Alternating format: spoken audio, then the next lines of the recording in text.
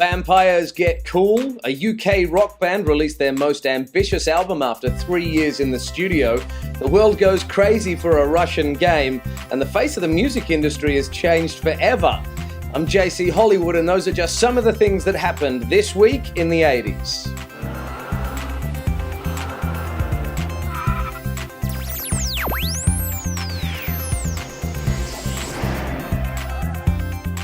It all started with the words, "Ladies and gentlemen, rock and roll."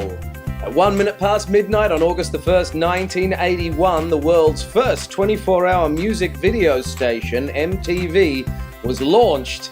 The world would never be the same. While music videos had been around for decades, their impact as a promotional tool wasn't that great. And this was evidenced by the fact that, particularly in the US, record companies were spending almost nothing on their clips. All of that changed with MTV, but let's slow down for a moment because we got a lot to cover here. MTV had been approved for launch in January of 1981 with the explicit instruction that they had to be ready to go up on August the 1st. This was because they wanted to catch the end of summer crowd, and they did this because they wanted kids in high schools, colleges, and universities across America to be going back to school talking about one thing: MTV. At the time of their launch, MTV only had access to a couple of hundred music videos, and they put those into high rotation. In fact, MTV was pretty much responsible for the boom in British music during the 80s. This was because UK acts were the only ones putting time and effort into their music videos. They were in high rotation on MTV even though they weren't getting much play on radio. And the record companies took notice. They noticed a sharp spike in album sales for the UK acts in areas that had MTV, despite the lack of radio play. Acts like the Human League, Depeche Mode, Adam and the Ants, and Billy Idol all benefited from this. But perhaps no band saw the power of MTV more and targeted it more aggressively than Duran Duran. Girls on Film was an aggressive attempt to get their videos into high rotation on MTV, and it worked. Their subsequent videos followed suit, and pretty soon Duran Duran were a major success in the US. But this success invited the major criticism that was leveled at MTV. It devalued the music, placing more emphasis on good looks and raunchy clips, and many acts were slow to embrace the new format. Bruce Springsteen initially refused to film any clips for his forthcoming album, Born in the USA, but he eventually relented and got filmmaker Brian De Palma to film a live concert-style clip for his video for Dancing in the Dark. It of course became a major hit for him and helped Springsteen's Born in the USA become one of his best-selling albums. The same thing happened for Dire Straits with their clip for Money for Nothing.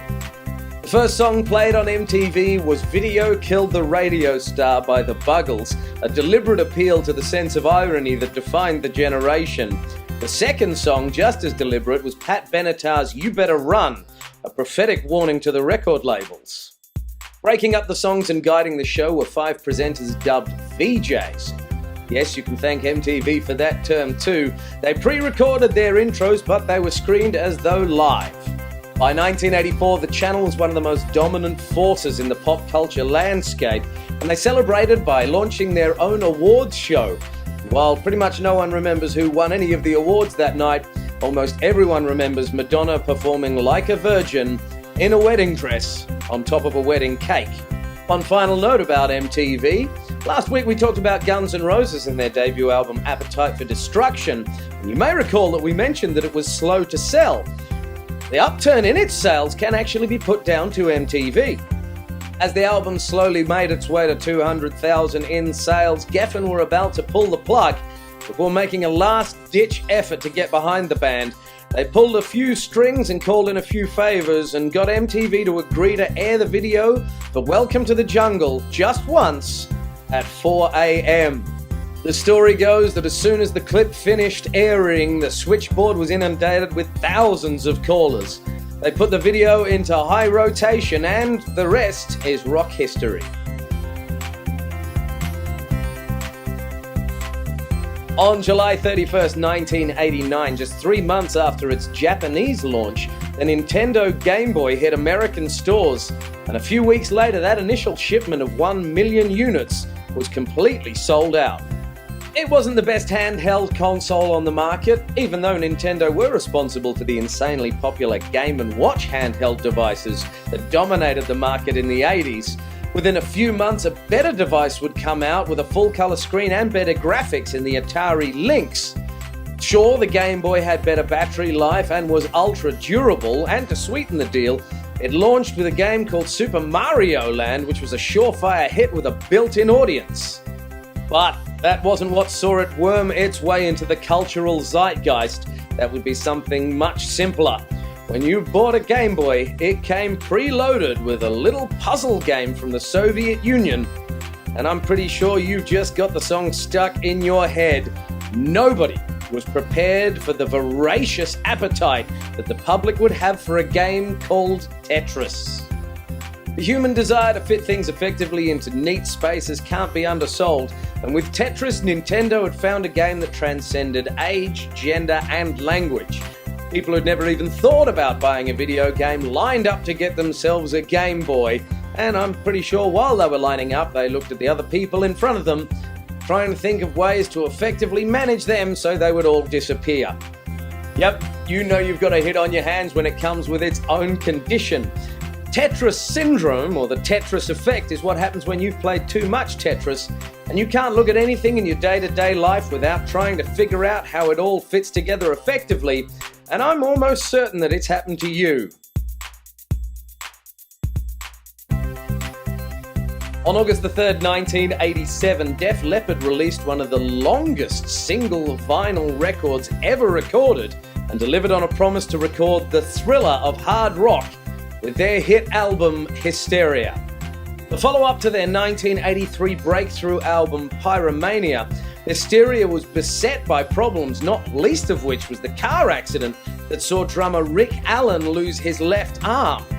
They started recording in February of 1983, didn't finish till January of 1987.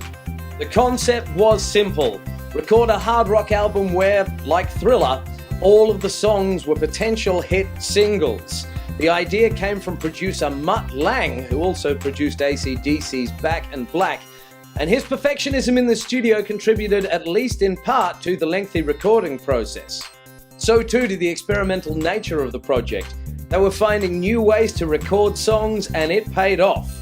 The 62.5-minute album delivered 7 singles to the Billboard Top 100, and it became the band's highest-selling album, bringing metal to a wider audience. Kind of. For the band's loyal fans, the album was a betrayal, and they branded them with that scarlet letter of heavy rock music: sellouts. Others simply dismissed it as not so much hard rock, but pop metal.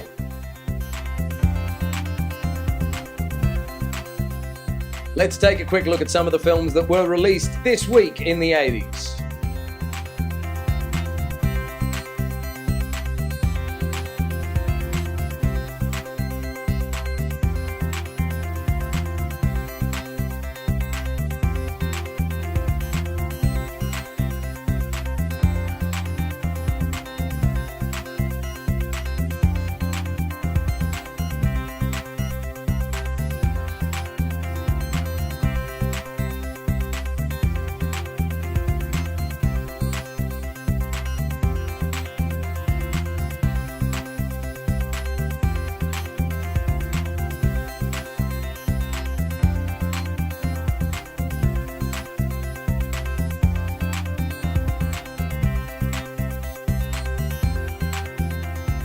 July 31st, 1987 saw the release of a vampire film unlike any other vampire film before it.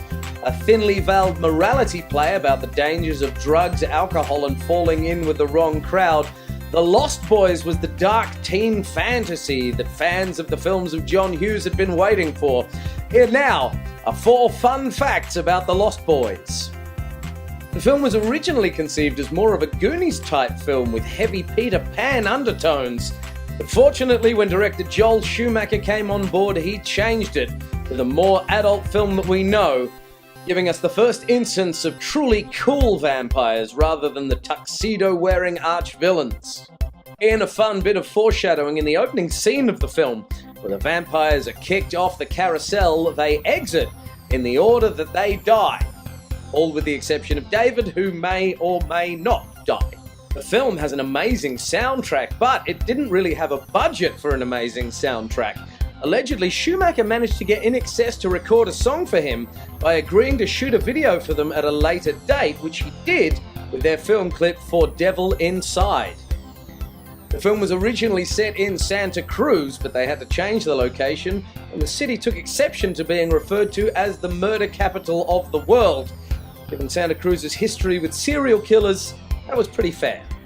And a quick fun bonus fact: despite what anybody tells you, nobody thought the oily sax-playing muscle man was cool, even at the time.